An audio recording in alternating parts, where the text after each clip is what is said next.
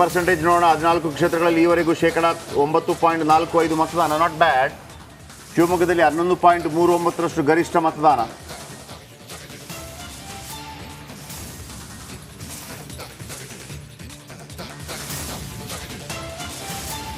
ಶಿವಮೊಗ್ಗದಲ್ಲಿ ಗರಿಷ್ಠ 11.39ರಷ್ಟು ಮತದಾನ ಆಗಿದೆ ಅಂತ ಇಲ್ಲಿ ತನಕ. ಬಾಗಲಕೋಟೆಯಲ್ಲಿ ಕನಿಷ್ಠ 8.59, ದಾವಣಗೆರೆಯಲ್ಲಿ 9.11 ಅಂದ್ರೆ 11. ಧಾರವಾಡದಲ್ಲೂ ಕೂಡ ಗಮನಿಸ್ತಾ ಇದ್ದೀವಿ. 14 ಕ್ಷೇತ್ರದಲ್ಲಿ ಈ ತನಕ 9.45ರಷ್ಟು ಮತದಾನ ಆಗಿದೆ.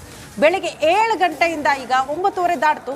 ಇಲ್ಲಿ ತನಕ ಆಗಿರುವಂತ ಪರ್ಸೆಂಟೇಜ್ ಆಫ್ ವೋಟ್ ಎಷ್ಟಾಗಿದೆ ಅನ್ನೋದನ್ನ ನೋಡ್ತಾ ಇದ್ದೀವಿ. ಏನು ಹೇಳ್ತಾರೆ ಇದೆಲ್ಲದ್ರ ಕುರಿತಾಗಿ ಅವರನ್ನೇ ಮಾತಾಡ್ಸೋಣ. ಅವರನ್ನೇ ಶಿವಮೊಗ್ಗ ಲೋಕಸಭಾ ಕ್ಷೇತ್ರ ಜಿದ್ದಾಜಿದ್ದಿನ ಹಣಾಹಣಿಯಿಂದ ಕೂಡಿರುವಂಥ ಕ್ಷೇತ್ರ. ತ್ರಿಕೋನ ಸ್ಪರ್ಧೆ ಇದೆ. ಈಶ್ವರಪ್ಪನವರು ಪಕ್ಷೇತರವಾಗಿ ಕಣದಲ್ಲಿದ್ದಾರೆ. ಮತದಾನವನ್ನು ಮುಗಿಸಿ ಈಗಷ್ಟೇ ಹೊರಬಂದಿರುವಂಥ ಈಶ್ವರಪ್ಪನವರು, KS ಈಶ್ವರಪ್ಪನವರು ರಿಪಬ್ಲಿಕ್ ಕನ್ನಡದ ಜೊತೆಗೆ ಎಕ್ಸ್ಕ್ಲೂಸಿವ್ ಆಗಿ ಜಾಯ್ನ್ ಆಗಿದ್ದಾರೆ. ಸರ್ ನಮಸ್ಕಾರ.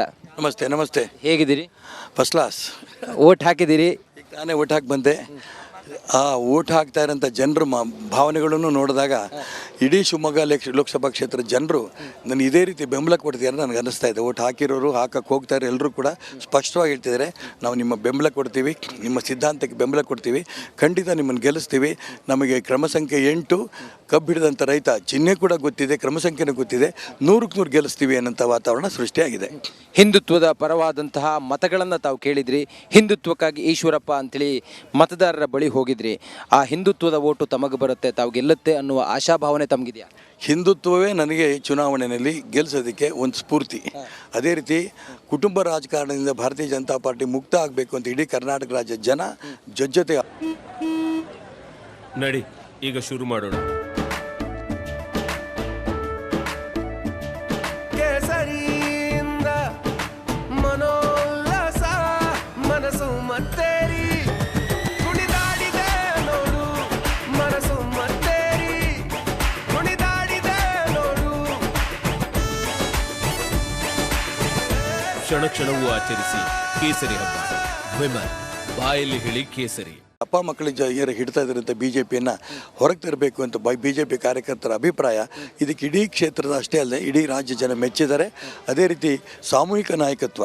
ಒಂದು ಕಾಲದಲ್ಲಿ ಅನಂತಕುಮಾರ್, ಯಡಿಯೂರಪ್ಪನವರು, ನಾನು, ಶಂಕರಮೂರ್ತಿಯವರು, VS ಆಚಾರ್ಯ, BB ಶಿವಪ್ಪನವರು ಎಲ್ಲರೂ ಒಟ್ಟಿಗೆ ಸೇರ್ಕೊಂಡು ಸಾಮೂಹಿಕ ನಾಯಕತ್ವದಲ್ಲಿ ಈ ಒಂದು ಪಕ್ಷವನ್ನು 108 ಸ್ಥಾನದ ತನಕ ತೊಗೊಂಡೋಗಿದ್ವಿ. ಈ ಅಪ್ಪ ಮಕ್ಕಳ ಕೈಯಲ್ಲಿ ಸಿಕ್ಕಿ BJP ಇವತ್ತು 66 ಕುಸ್ತಿದೆ. ಇದನ್ನು ವಿರುದ್ಧ ಮಾಡಿಕೊಂಡು ಹೊರಟಿರೋದಕ್ಕೆ ಇಡೀ ಕ್ಷೇತ್ರದ ಜನ, ರಾಜ್ಯ ಜನ ಮೆಚ್ಚಿದ್ದಾರೆ.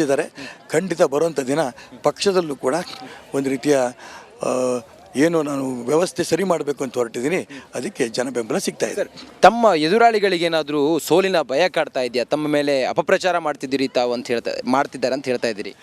ನಾನು ಹೇಳಿದ್ದೆಲ್ಲ ನಿಮ್ಮ ಟಿವಿಗಳಲ್ಲಿ ಮತ್ತು ಮೊಬೈಲ್ಗಳೆಲ್ಲ ಬರ್ತಾ ಇದೆ, ವೈರಲ್ ಆಗ್ತಾ ಇದೆ. ಅವರು ನನ್ನ ರಾಘವೇಂದ್ರ ಈಶ್ವರಪ್ಪ ಪ್ರಚಾರ ಮಾಡ್ತಿದ್ದಾರೆ ಏನಂತ ಸುಳ್ಳು ಷಡ್ಯಂತ್ರದ ಕುತಂತ್ರದ ನೀಚ ರಾಜಕಾರಣ ಮಾಡ್ತಾ ಇದ್ದಾರೆ. ನಾನು ತುಂಬ ಸ್ಪಷ್ಟವಾಗಿ ಹೇಳ್ಕೊಂಡು ಬಂದಿದ್ದೀನಿ, ನಾನು ಚುನಾವಣೆ ನಿಂತಿರೋದೇ ಈ ಒಂದು ನೀಚ ರಾಜಕಾರಣವನ್ನು ಪಕ್ಕಕ್ಕೆ ಸರಿಸಬೇಕು ಅಂತ. ಇದನ್ನು ಇಡೀ ಲೋಕಸಭಾ ಕ್ಷೇತ್ರದ ಎಲ್ಲ ಮತದಾರರು ನನಗೆ ಫೋನ್ ಮಾಡ್ತಿದ್ದಾರೆ, ಇಂಥ ನೀಚ ರಾಜಕಾರಣ ಮಾಡ್ತಿದ್ದಾರೆ, ನೀವು ಟಿವಿಗಳ ಮುಖಾಂತರ ಉತ್ತರ ಕೊಡಬೇಕು ಅಂತ. ಅವರೇ ಜಾಗೃತಿ ಆಗಿದ್ದಾರೆ, ಮತದಾರರೇ ಜಾಗೃತಿ ಆಗಿದ್ದಾರೆ. ಈ ರೀತಿ ಕುತಂತ್ರ ರಾಜಕಾರಣ, ಷಡ್ಯಂತ್ರ ರಾಜಕಾರಣಕ್ಕೆ ನಾವು ಬಲಿಯಾಗಲ್ಲ ಅಂತ ಹೇಳ್ತಿದ್ದಾರೆ. ಆದರೂ ಕೂಡ ಅವರು ತೀರ್ಮಾನ ಮಾಡಿದ್ದಾರೆ ನನ್ನನ್ನು ಗೆಲ್ಲಿಸಬೇಕು ಅಂತ. ನನ್ನ ಕ್ರಮ ಸಂಖ್ಯೆ 8 ಜೊತೆಗೆ ಕಬ್ಬಿಡದ ರೈತರನ್ನ ಓಟ್ ಕೊಟ್ಟೇ ಕೊಡ್ತೀವಿ, ನಿಮ್ಗೆ ಗೆಲ್ಲಿಸ್ತೀವಿ, ಈ ಒಂದು ಸಿದ್ಧಾಂತ ರಾಜಕಾರಣ ಗೆಲ್ಲಿಸ್ತೀವಿ ಅಂತ ಅವರೆಲ್ಲರೂ ಕೂಡ ಹೇಳ್ತಾರೆ. ನಂಗೆ ತುಂಬ ಸಂತೋಷ. ಇದೇ ಒಂದು ವಾರದ ಹಿಂದೆ ನೀವು ಮಾತಾಡಿದಾಗ ಇದ್ದಂಥ ನಿಮ್ಮ ಒಂದು ಆಶಾಭಾವನೆ, ಇವತ್ತು ಮತದಾನ, ತಾವು ಎಷ್ಟು ಅಂತರದಿಂದ ಗೆಲ್ತೀರಿ ಅಂತೇಳಿ ತಮ್ಗನ್ಸುತ್ತೆ ಸರ್? ಕನಿಷ್ಠ 2 ಲಕ್ಷ ಅಂತರದಿಂದ ನಾನು ಗೆಲ್ತೀನಿ. ಧನ್ಯವಾದಗಳು ಈಶ್ವರಪ್ಪನವರೇ. ನೋಡಿ, ಇದು ಈಶ್ವರಪ್ಪನವರು ಮತದಾನ ಮಾಡಿದ ನಂತರ ಈಗ ರಿಪಬ್ಲಿಕ್ ಕನ್ನಡ ಜೊತೆ ಆಡಿರುವಂಥ ಮಾತು. ಕ್ಯಾಮ್ರಾ ಪರ್ಸನ್ ಚಿರಾಗ್ ಜೊತೆ ನಾನು ರಂಜಿತ್ ಶುರಿಯಾ, ರಿಪಬ್ಲಿಕ್ ಕನ್ನಡ, ಶಿವಮೊಗ್ಗ. ಓಕೆ.